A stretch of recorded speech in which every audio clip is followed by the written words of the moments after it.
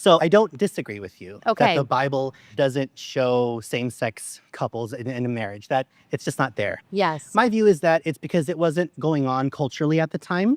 Okay. And I do understand, that Jesus talks about in the beginning, right? Like God made them male and female. Yes. And there is a lot of Old Testament examples of marriage that aren't always just one man, one woman.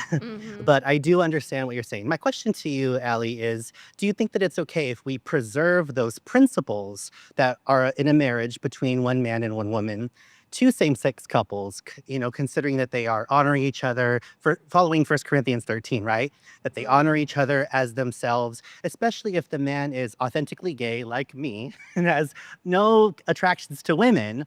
What do I do with that?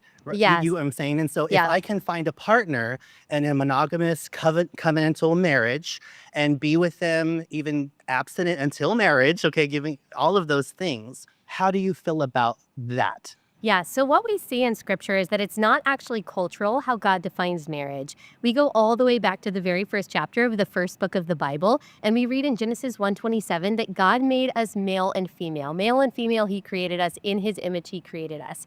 So the definition of marriage is not only rooted in creation, reiterated throughout scripture, like honor your father and mother, repeated by Jesus, Matthew 19:4-5. But here's an important point. Why what you're saying can't be supported by scripture. Because in Ephesians 5, we see that marriage is not just an earthly physical reality, but it is actually representative of an eternal reality, the marriage between Christ and the church. Christ is described as the groom, the church is described as the bride. And in Ephesians 5, we read that marriage on earth is actually a reflection of that eternal reality.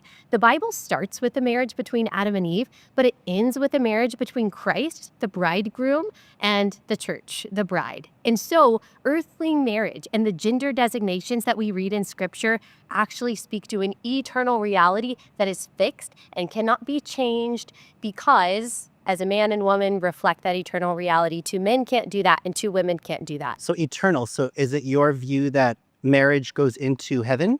It's an earthly reflection of the eternal reality of the marriage between Christ and his church. Now, we actually read that we are not married or given in marriage Yeah. in heaven, but There's no male, no female. on earth, this earthly union between one man and one woman reflects the eternal reality that Christ, the groom, is married to his church, the bride. That is what it is supposed to reflect here on earth, and only one man and one woman can do that.